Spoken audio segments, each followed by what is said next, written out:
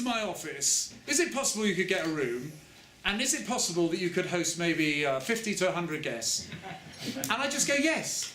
I've not said no. And it is the persuasion of this guy, who I've known for many years. You can't persuade anybody, I can assure you. I find it extraordinary. Now, I've got a plan, okay?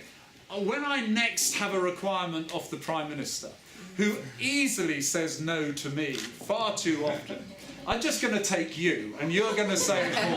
Let's see if it works. A big welcome to you all in the Jubilee Room. The Jubilee Room is part of Westminster Hall, which, if history serves me correct, or my history serves me well, my lessons, it dates back to about 1049.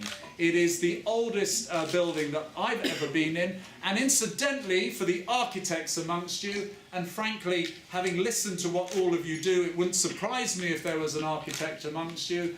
There is the clearest clear span ceiling in Europe ever was made, and we're talking about a century ago.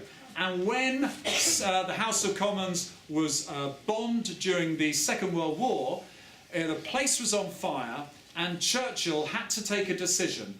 Would he save the chamber of the House of Commons, or would he divert the resources to save Westminster Hall? And frankly, he made the right choice by saving Westminster Hall and diverting. You are very welcome to a little piece of history. It's fantastic to have you here. I'm very fortunate because I am a patron of CTS.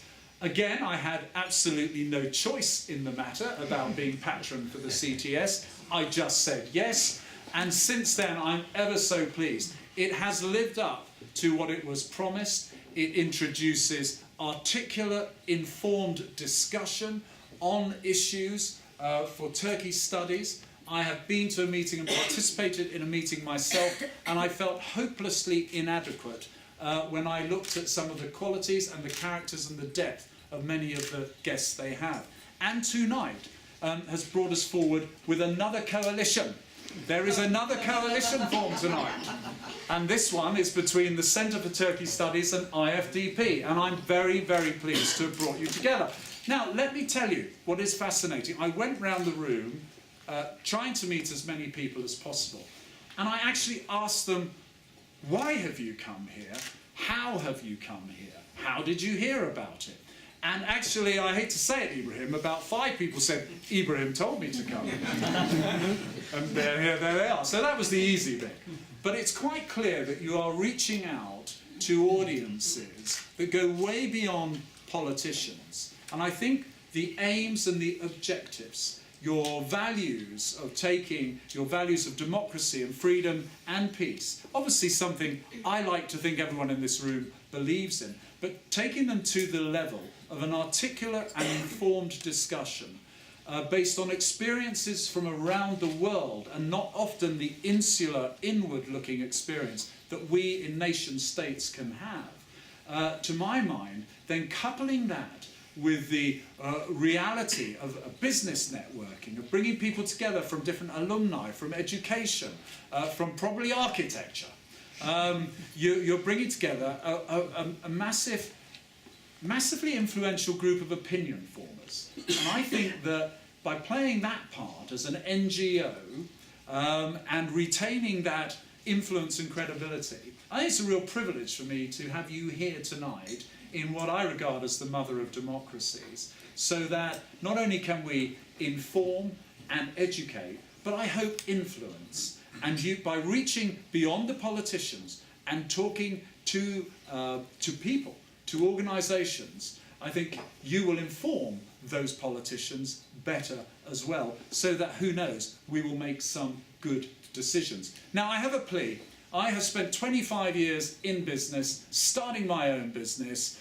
It was a bit of a laugh, and then it got serious, and I was very reluctant to leave it. And I had a great job. I went around and I actually designed and built live events, conferences, exhibition stands all over the world for big exporting companies. I got a fascination with business.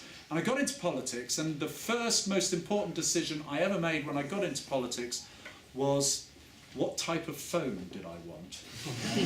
And since then it's been pretty hard to make important decisions in politics because it's difficult to do it. But one thing I have got quite passionate about is the need to drive and support small to medium-sized enterprises. In my constituency, I have a strong diaspora, particularly a Turkish-speaking community, who have demonstrated innovation, entrepreneurship, and a willingness to stand on their own 2 feet and get on and do it. And that comes across many different diaspora as well. But Britain has to do this on a national scale. So, those from Turkey, I have a message for you. If you read the statistics of who Turkey is buying from, not surprisingly, Russia is right up there. China is close behind. Germany at 4.9 billion is doing really well. I can live with that as a British person because I know we have something to aspire to. But how, in goodness name's sake, is it possible that ahead of the British, at a paltry 1.2 billion, is the Italians? This is not good enough. We can live with Germany. They always beat us at football. They beat us at many things. We're getting used to that. But the Italians should not be ahead of us. Are there any Italians here? Just in case, I should have checked that. My point is this. Turkey is going to be, by 2018, the second fastest growing economy in Europe. We have much in common. We have a large diaspora. We are trading nations. We have history. We have a massive British diaspora over there now. There is no excuse when you are business networking, by all means, come over here and make your money over here. But get us over there to make our money over there as well. And that, in the spirit of partnership, I hand over to... no, I don't. I hand over to you, who's going to hand over to someone else. Yeah. Thank you. You're all very welcome. I look forward to talking to you later.